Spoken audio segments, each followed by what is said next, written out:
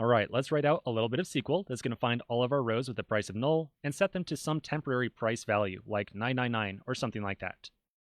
So I'm going to go back over to my query tool. I'm going to comment out our altered table statement for just a moment, and we'll write in a little bit of SQL to do our update. Now it's been a while since we've had to update any rows, so just a quick reminder on how that works. We'll write in update, the name of the table that we want to make the update to, which in this case is products. We'll then say set, and we'll describe the update that we want to make. So in this case, we want to update price to something like 999. And then finally, we're going to provide a where clause, which is going to describe exactly which rows we want to update. So you might be tempted to write out something like price equal to null. Unfortunately, that's not how we check to see if a value is null. To check to see if a value is null, we'll write out price is null, like so. That's going to find all the rows and products where the price is null or not defined, and we're going to update that price column to 999. Okay, so let's run that. We see that we updated one row, so we can go back over to our table display. We can refresh the table definition, and we'll see that we've got the new price in there. Now that the price column has no null values inside of it, we can now apply our null constraint.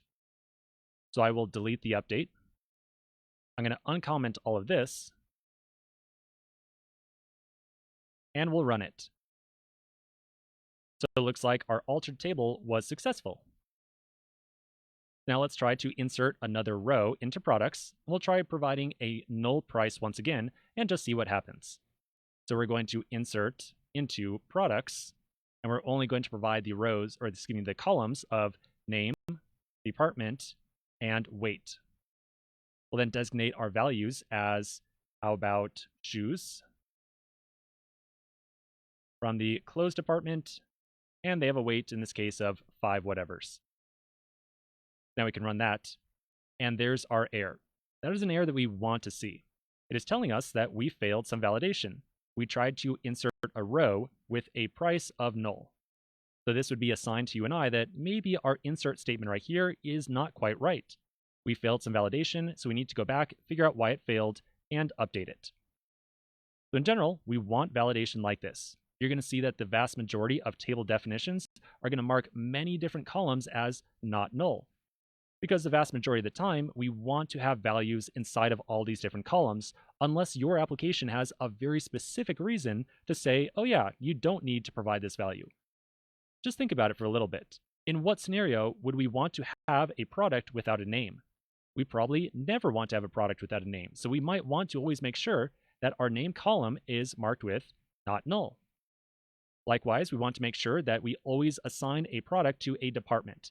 Maybe your business or whatever business you're creating a database for has the idea of a product without a department, but in general, I think life might be easier if we just say, you know what, a product must always be assigned to a department. So we might also mark that as not null. Now the weight might be a little bit trickier to imagine.